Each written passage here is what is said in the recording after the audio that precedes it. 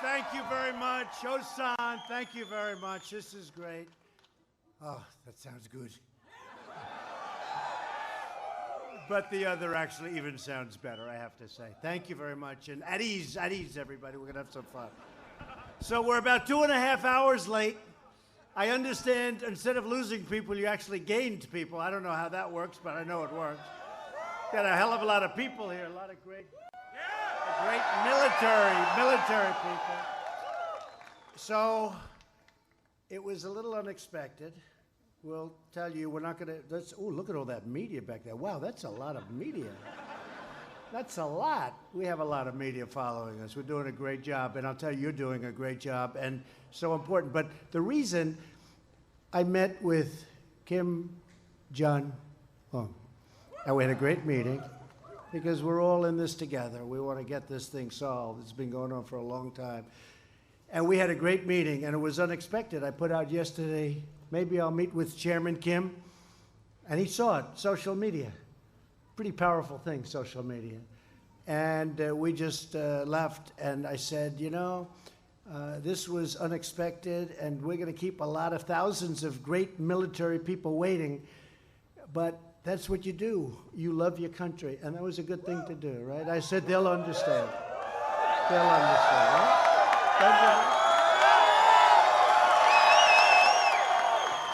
I said, they'll understand. So I'm thrilled to be here this afternoon with the very heroic men and women of the U.S. Air Force, Korea, and great place, great country, beautiful country, and I've toured it all. You know, someday I'm going to get back home, too. I've been doing this for a long time now. It's been a long time. It's been days, and I left Japan. I met with every leader, presidents, prime ministers, dictators. I met them all. And our country's doing well. You know, our country's probably never had a better economy than we have right now. Never had. We're doing great. And it's nice to know you're doing. You know, you're fighting. You're our great people. And you're fighting hard, and you're just your presence. You have a presence like no other. So as president, I've no great honor than to serve as commander-in-chief of the greatest fighting force on the face of the earth, the United States military. Thank you very much.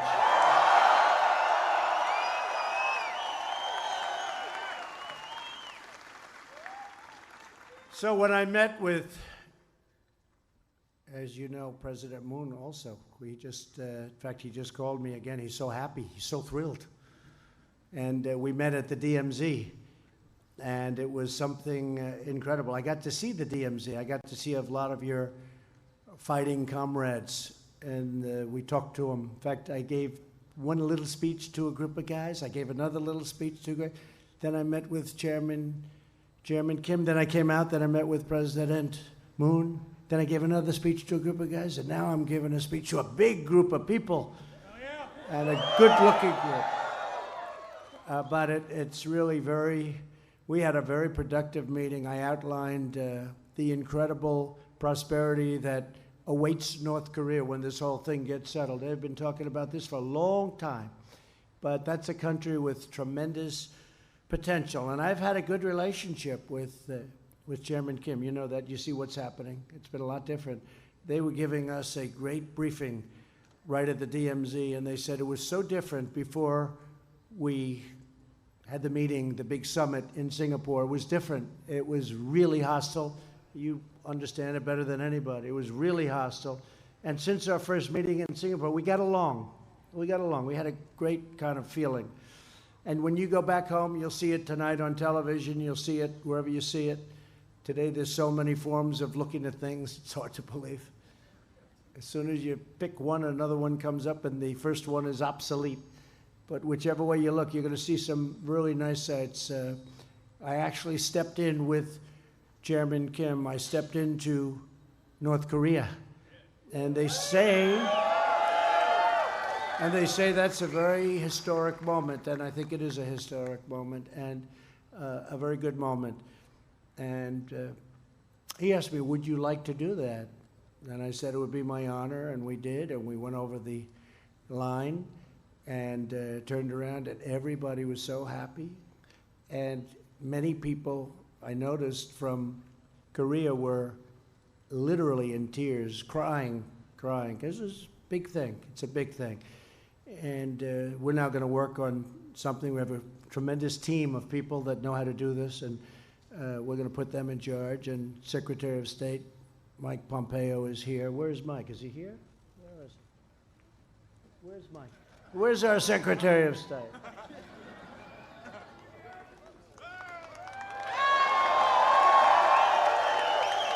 Mike, come up here, Mike.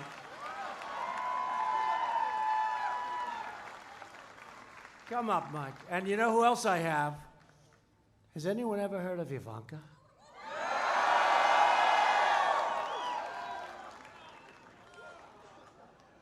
All right, come up, Ivanka. Come on. She's going to steal the show. She'll steal it. What a beautiful couple. Mike, Beauty and the Beast, Mike. And you know, we have our great ambassador, our new ambassador, who's so fantastic. One of the truly great admirals became Ambassador Harry, so thank you very much, Harry. You're right over here. Thank you. Look at these two.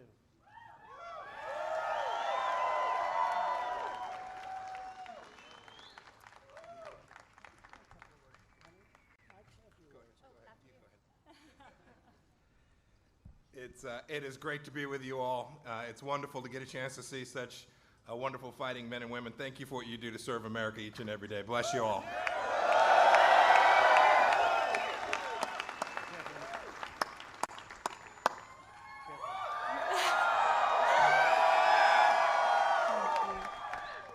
God bless America, and God bless each and every one of you for being out here and for everything that you do and your sacrifice and your service. We are very, very grateful to you and your loved ones who serve our nation out of uniforms. So thank you.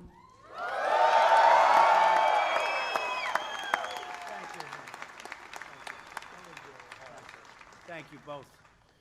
They made the trip with me, and we spent a lot of time. Tremendous, actually a tremendous 3 days, and it never ends. We have to work hard. We're catching up. A lot of things could have been done over the years, and they weren't done, and we're getting them done. We're getting them done for you. We're joined today by some of the tremendous military leaders that have helped in that process of success. General Robert Abe Abrams. Where's Robert? Abe. Where is he? And you know that great Abrams tank is in his family, named after his father. Did you know that? It's pretty impressive. And his father was very proud of his son. Thank you very much. Thank you, General. We're very proud of his son. He knew from the beginning his son was going to be a winner. And Command Sergeant Major Tagg. Sergeant Major Tagg. Where the hell? Boy, he's got such... You know, they say, don't name his last name, sir. Nobody wants to hear it. They just say, Sergeant Major Tagg. Where are you? Boy, this guy's a legend, I'll tell you. No last names. I know people like that. Lieutenant General Ken Cruiser Wilsbach. Where's Wilsbach? Thank you. And Command Chief Master Sergeant Phil Hudson of the 7th Air Force. Where's Phil? Thank you, Phil. Lieutenant General Michael Bills. Michael, thank you. And Command Sergeant Major Jason Schmidt of the 8th Army. Thank you. Major General Bradley James and Sergeant Major Michael Saucy Doe. Saucy Doe, right? That's good, yes? Thank you. Brigadier General Otto Liller, fighter. Command Master Chief Petty Officer Stephen White, Special Operations. And Command Master Chief Petty Officer Chris Detge, Naval Forces Korea. Detji. Where's Chris? Where are you, Chris? Hi, Chris. I especially want to thank Colonel John Gonzalez. You know Colonel John Gonzalez? Supposed to be a tough cookie and a winner. And Chief Master Sergeant Adam Veazey. Adam. Thank you, Adam. Finally, we're pleased to have with us several of our friends from South Korea this afternoon. General Che. Where's General Che? General Che. Thank you, General. Great job. Deputy Commander, Combined Forces, and I want to thank, I hear you're doing a hell of a job. Lieutenant General Hong Song Chin and Chief Master Sergeant Yi Sung-il of the Air Force Operations Command, and I hear they're very tough. Are they tough? Yeah, they're tough. That's great. To all of the service members from U.S. Forces Korea, today I'm here to tell you that 330 million American hearts beat with the gratitude for your selfless service.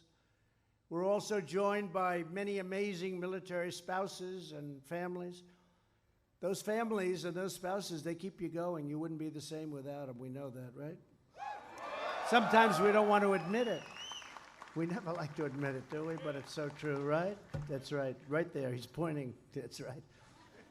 America is forever grateful for your service and for your devotion. With us today is Master Sergeant Cole Waterbury and his wife, Jamie Waterbury. Where are you? Where are you? Where?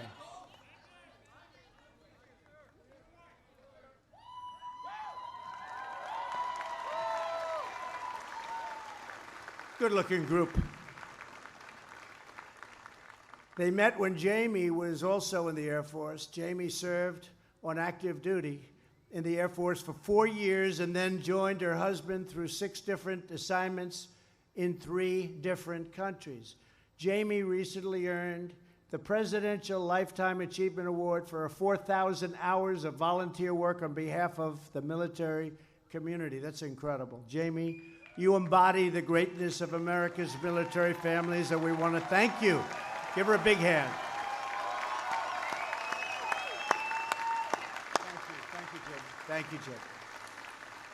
This afternoon, we're delighted to be joined by hundreds of brave airmen and women from the United States Air Force. Among them are members of the 8th Fighter Wing, the 51st Fighter Wing, and the 7th Air Force. Many soldiers here today just celebrated the 75th anniversary of the 8th Army. 75 years. You know, I just returned from Normandy. That was something very special when you talk about anniversaries. We're proudly joined by members of the 8th Army's 2nd Infantry Division. Thank you. You can let it all out. Let's use the most powerful. Let it out. And the 19th Expeditionary Support Command. Where are you? The 35th Air Defense Artillery Brigade. Where are you? The 1st Signal and the 501st Military Intelligence Brigades. Where are you? The 65th Medical Brigade, as well as soldiers from the 8th Army headquarters. Thank you all. Thank you all for being here. Also with us are men and women of the United States Army Garrison Daegu. You know that. Along with those from Yangshan and that's really very famous for Camp Humphreys. Camp Humphreys. Pretty famous place. And of course, joining us today are the brave United States Marines. I know there's plenty of you. Along with the sailors of the United States Navy and the fearless fighters of the Special Operations Command Korea. What a group of people. And I want to get every name out. I don't care that I want to get the hell back on that big plane. I got to get them all out. I could have done an abbreviated version, but we don't want to do that. We just want to stand here and have a good time. We're going to have a good time tonight. Together, the men and women of America's armed forces are the most extraordinary warriors ever to walk the face of the earth. You stand ready to vanquish any danger and deliver the full might of American justice whenever and wherever duty calls. There's nobody like you. You're special people. You're prepared to deter, defeat, and defend against any threat. You live by the famous U.S. Forces career motto, "We go together." We go together. Many of our soldiers here today also serve with the 2nd Infantry Division, Republic of Korea, U.S. Combined Division, the only forward-based Army division integrated with Allied troops. This past April, soldiers from this division mobilized to fight wildfires northeast of Seoul. I heard you were fantastic, by the way. Fantastic job. Your valiant actions helped save thousands of homes and countless numbers of lives. Congratulations on a job well done. Everyone was talking about it. You walk in the footsteps of American patriots down through history. In the summer of 2018, this air base hosted the United Nations Command repatriation of fallen service members from the Korean War. It was a beautiful thing to see. It was beautiful. And they came in, and you saw what happened. Came in to Hawaii. Vice President Mike Pence was there to greet. These were our great, great heroes. And they're coming back. They're coming back. Along with, as you know, we have our hostages back, and just things are so different, so different. So I want to thank you all for helping to give our beloved heroes the homecoming that they deserve. That was a homecoming after many, many decades.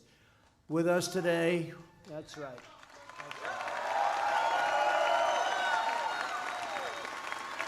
With us today is Master Sergeant Hunter Lindblad of the 7th Air Force.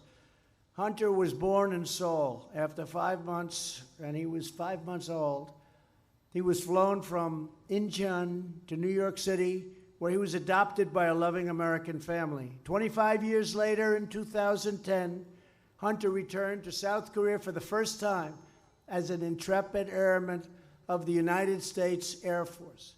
He's now completing his 3rd tour of duty in South Korea, where he serves as a contingency and exercise, it's an incredible job, planner, helping our forces to achieve unrivaled skill, precision, and speed. Hunter, your story exemplifies the enduring bonds between the American and South Korean people.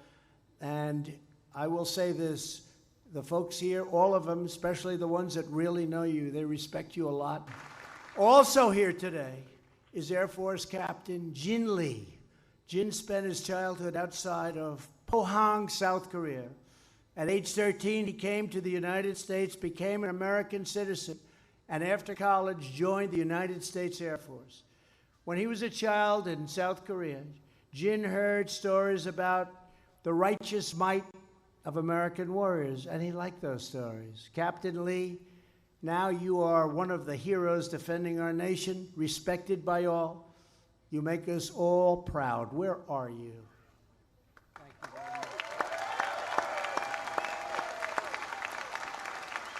Thank you very much. The service members here at Osan have served all over the world, including in Iraq and Afghanistan, and in our campaign against the bloodthirsty killers known as ISIS. And you know, in Syria, we took 100% of the caliphate. We took it very quickly, very, very quickly, recently and quickly. No matter where danger lurks, you're always ready to fight tonight. You know that motto, ready to fight tonight, and you are. With your help, the ISIS caliphate in Iraq went and other places went, and that doesn't mean that you're not going to see places blown up, a store, a street corner by somebody who happens to be crazy. They're crazy. But the fact is, we took 100% of the land, the area, and we took it very easily. And we got to let people know on the internet, because probably nobody uses the internet and gives more bullshit over the internet than ISIS.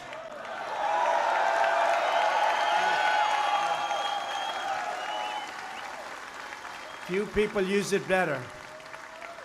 Let me thank every warrior in the audience who served that righteous mission. You really were fantastic, and we all salute you. Thank you very much. Our nation will never forget the sacrifices of every American service member here today and those stationed throughout the world. No force on earth can match the courage, the spirit, virtue, the grit of the American soldier, sailor, airman, Marine. Under my administration, we've made historic investments in our military with $700 billion with a B dollars last year. And this year, think of that, 700, you know what 700 billion is? But you needed it. We were getting depleted. You people know it better than anybody. The planes were old, the equipment was old. This year, $716 billion fully approved, ready to go. We're giving our armed forces the resources.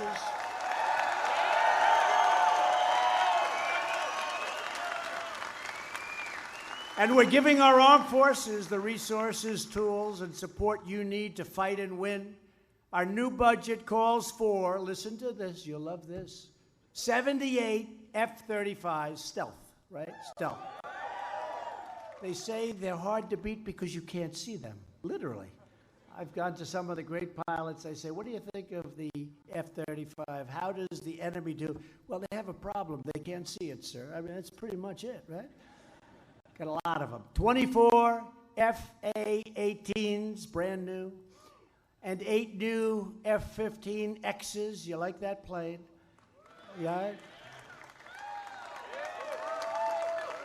And by the way, the Warthog right behind me is not so bad. You know that, right?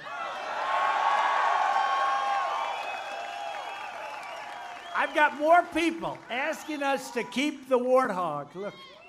No, they say it's sort of running out, but we're fixing up, you know, we're going to keep them as long as we can. But people love them. Are they that good? Senator Martha McSally flew Warthogs. And every time I see her, she said, please don't let the Warthog go.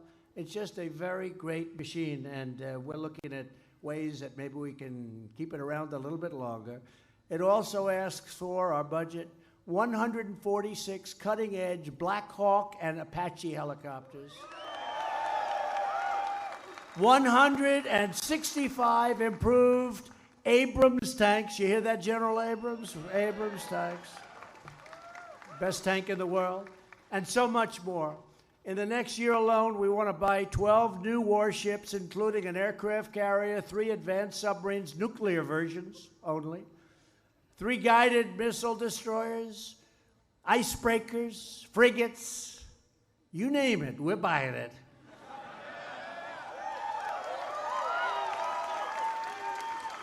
And we're proud to say it's made in America, so it's okay. We want you to have nothing but the very best equipment. That's what you have. Look, it was depleted. It was sadly depleted. Some of your planes, you knew better than anybody. You'd have to go into the graveyard in the desert where they keep the old planes and look for parts and try and scavenge parts. It was ridiculous. It was ridiculous. I heard stories where the grandson of the people that flew a plane when it was new, they're still flying the same plane. Not anymore. You have hundreds and hundreds of planes coming in. You have great new equipment. Very shortly, we will have the most ready, the best. We already have the best military in the world, but we're going to have it at a level that we've never been at before. Our equipment, whether it's the missiles or the planes or the ships or the equipment for the soldiers, it doesn't matter. We have the best, and we had the budget to do it. And that wasn't easy because I will tell you, this is not a political speech, but the Democrats were not going to give it to you. That I can tell you. They weren't going to give it to you, folks. They weren't going to give it. They want open borders and the hell with the military. That's not good. But you don't have to worry about that, do you? We never had it better. And you know, one thing I didn't mention, You also got very nice pay raises for the last couple of years. Congratulations. Oh, you care about that. They care about that. I didn't think you noticed. Yeah, you were entitled. You know, it was close to 10 years before you had an increase. 10 years. And we said it's time. And you got a couple of good ones, big ones, nice ones. And you love what you do, but it's nice to be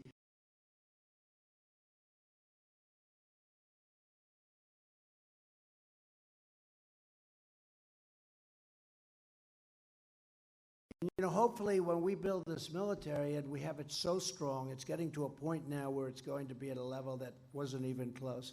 Hopefully we never have to use it, you know? But by having it and having this tremendous strength, it's much more likely that we won't have to use it. So we're doing that, and we're very proud of all of you. No one ever stands a chance against the mighty Stars and Stripes, and they never will. We're going to keep it strong, and we're going to keep you happy, and we're going to have the best equipment, and there'll never be anything like what we're doing. Thank you.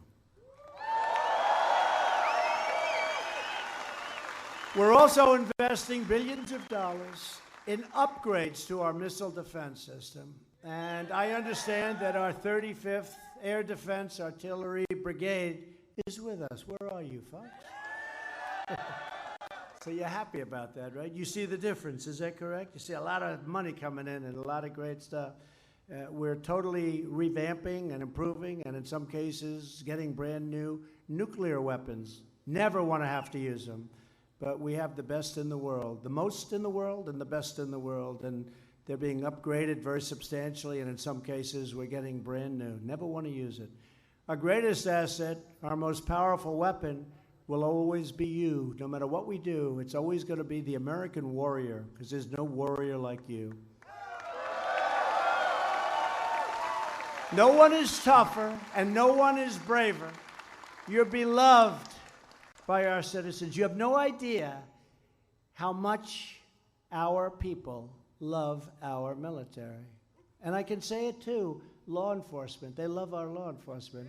What they go through, what the law enforcement, Border Patrol, ICE, our sheriffs, our everybody. These are great, great people. You are great, great people. You're feared by your foes, and you're respected by all. You are so respected, and I just want you to know that. Sometimes you don't hear that. You don't hear it enough. You are totally respected. And I can tell you there's nobody that respects the military more than your president, Donald Trump. Nobody. Nobody. With us today is a perfect symbol of the endurance that we're talking about, Staff Sergeant Timothy Deschanette.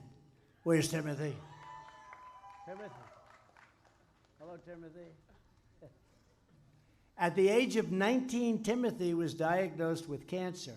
After recovering from surgery and going into remission, Timothy decided he wanted to join the military. He found an Air Force recruiter who helped him enlist, and he's now served with distinction in the Air Force for nearly 7 years, and he is a tough, strong guy. Staff Sergeant Deschanette, your strength is an inspiration to all of us. I want to just tell you, great job. He was had a really big problem, and he beat it. That was a tough fight. That was a tough battle. Congratulations, Timothy.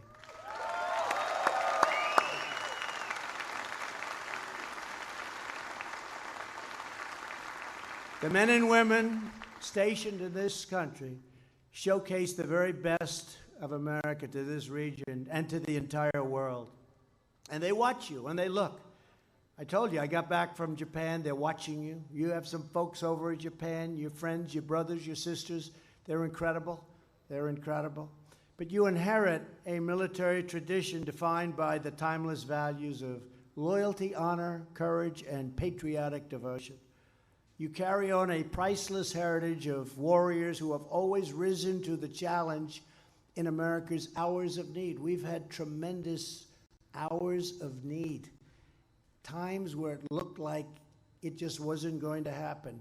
And that's when our military always stepped up and just decimated anything in front of it. You're writing the next chapter in a legacy passed down from generation to generation, from Concord Bridge to Bellawood, to Battle Green, to the Battle of the Bulge, and through all 243 years of glorious American liberty. When I return home to the White House, I will celebrate Independence Day with a special salute to America on our National Mall. July 4th, I hope everybody can be there. It's going to be big. We're making it especially big because we're more proud of our country today than we have been in many, many, many decades. I want you to know that as we pay tribute to armed forces this July 4th, we will be thinking of you, the brave service members far from home, preserving American independence and all of that American great feeling of independence, and defending our great American flag.